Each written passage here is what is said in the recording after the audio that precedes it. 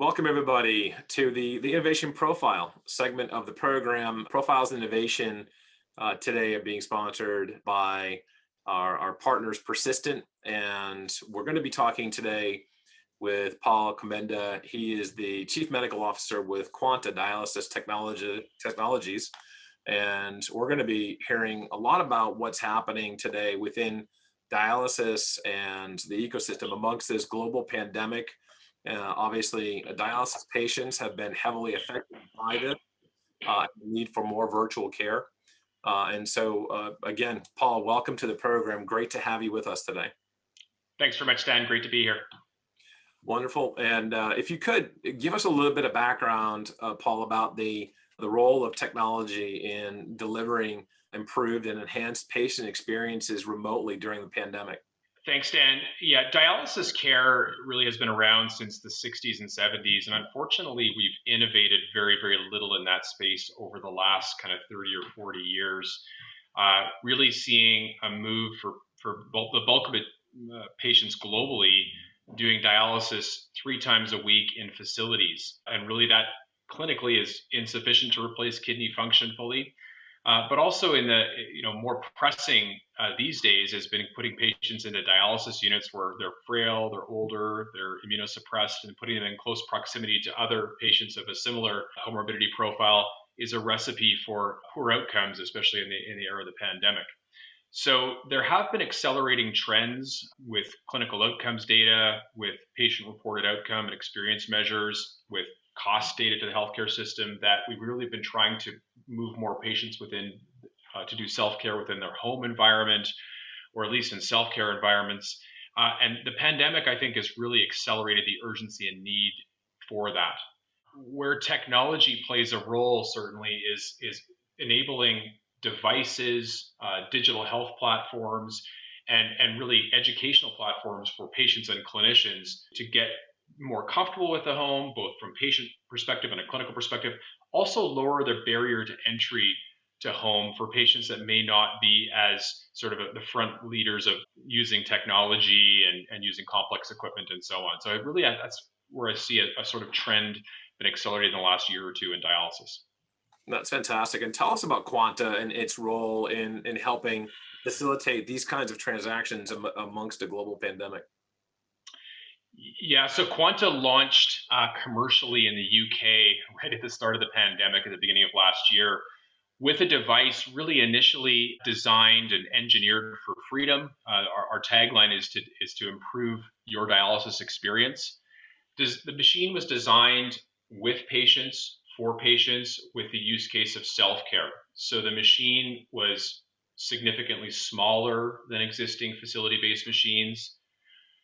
Designed with sort of Internet of Things, capacitive touch screens, workflows that really were engineered and human factors tested so patients could use them or a lay user could use them and learn them very, very quickly. We saw people learning within about 6 or 8 hours can learn how to use the device independently.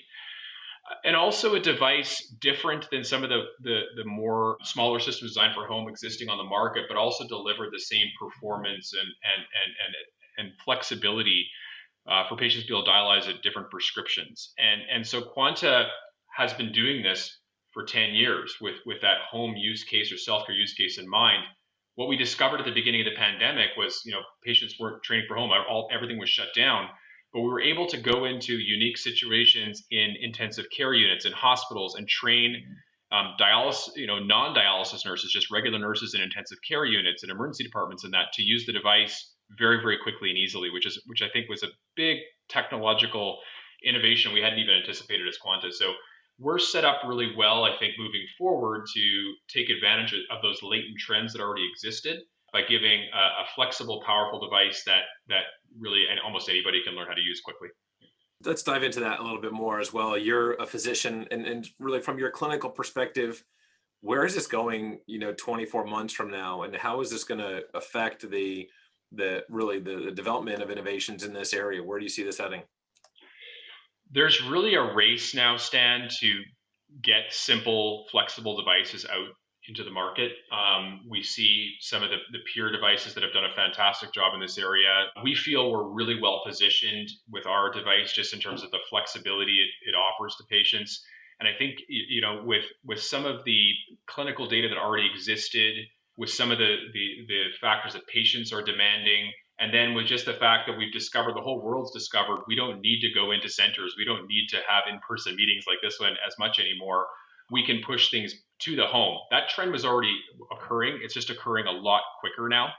There's also some policy initiatives, specifically in the US, with the Advancing American Kidney Health Initiative, with really the mandate, this is pre-pandemic, to get 50% of new dialysis patients home by 2025, and financial incentives aligning along that path. All the stars are aligning to get this technology into homes and to get patients using their own devices and doing dialysis on their own schedule, allowing them the freedom to live how they want and not being sort of a slave to the dialysis schedule. That's just going to continue. I think the devices are designed now with a lot of the building blocks that are going to allow that to happen. The digital health ecosystem that is attached to that, and developing that out much quicker to support patients, is going to be really key in the next 12, 24 months. Yeah, without a doubt. And that's fantastic to hear about the regulatory changes on the reimbursement side. And now with your FDA approval, how do you see the SC Plus rolling out in the US market over the next couple of years? So we've got FDA clearance now for in-facility use, in addition to use in skilled nursing facilities. And commercially, that's going to be our focus over the next year or so. We have to do an additional trial within the home, just showing that our device operates safely and effectively within the home, and we'll be launching that towards the end of this year. And sort of that'll be the commercial focus within the US. All the while, we're looking to develop our digital health offering alongside of the device itself, so that when we hit the market commercially for home use, we'll be able to really offer a truly differentiated product that patients will feel supported with. Okay, yeah, that's really good to see. I think, given where we're headed right now, and where the reimbursement, like you mentioned earlier, is headed, that's really nice timing and really good to see. Now, Quanta has a footprint both in the UK and the US. Describe a little bit about the similarities or the differences in deploying your technology in those different and those kinds of offerings in these two dramatically different health systems and countries. Yeah, the NHS is, again, a single payer national health service, which I think many countries aspire to have a system that as coordinated as that. And again, it's been a bit of an off year because of the pandemic. We haven't launched in a lot of home markets in the UK yet. We're starting to, those are starting to ramp up again. What the UK launch taught us is that we actually do have a significant role to play in hospital-based dialysis. So patients that come in, needing an off-schedule run, that the device can be run by an intensive care unit nurse or an emergency room nurse, or really disrupting that traditional nephrology nurse running the whole show within the hospital. That's been very successful within the UK context. We've been able to sort of, as any new product, work out a few of the kinks that any new product has, in terms of just making sure we're commercially ready to really deliver our product at scale with all the complexities of launching a dialysis company. And I think in the US, what we're seeing, because there's so much heterogeneity in the market within the US in terms of different customers, we're having a lot of strong customer pull in the US. There's a lot of buzz around the device. I think it's partially because there's just maybe a little bit more of a culture of the shiny new object in the US because there's so much competition. Also, it's just, again, 10 times the market size, right? So we're gonna get that much more excitement and interest in terms of number of customers that we're gonna have to serve in a huge geographic span as well. So a lot of differences. Patients are patients at the end of the day. The dialysis prescriptions are the same. The challenges at the patient bedside are very similar if you're in the UK or Canada or Australia or the US. But the system and the size of the market are just that much bigger within the US, which is just exciting and a little bit scary for a company at the same time. I can imagine. And tell us about innovation at Quanta and what that's going to look like during this scale-up period, and about how your partnership with Persistence really elevating that kind of moment in time. Yeah, great, Stan. Because a lot of what we're working on right now is just making sure our product works. We can get product to patients and supplies to patients, and scaling up manufacturing. And sometimes you can get bogged down easily with that. But a lot of innovation is still occurring within Quanta, specifically with some enhancements to the device itself, making a few alarms easier to answer, and so on. But a big part of what we really want to launch in the U.S. is going to involve our digital health offering, and we've been really partnered with an excellent group at Persistent to really dig into their expertise with software and engineering aspects of the device.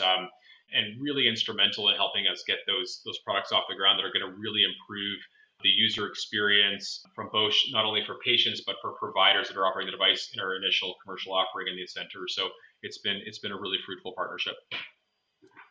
That's fantastic. Well, once again, Paul, thank you for joining us. We know how busy your schedule is, especially given what's going on with the pandemic. Greatly appreciate your time today, and please stay safe. Truly appreciate it, Darren. Thanks so much.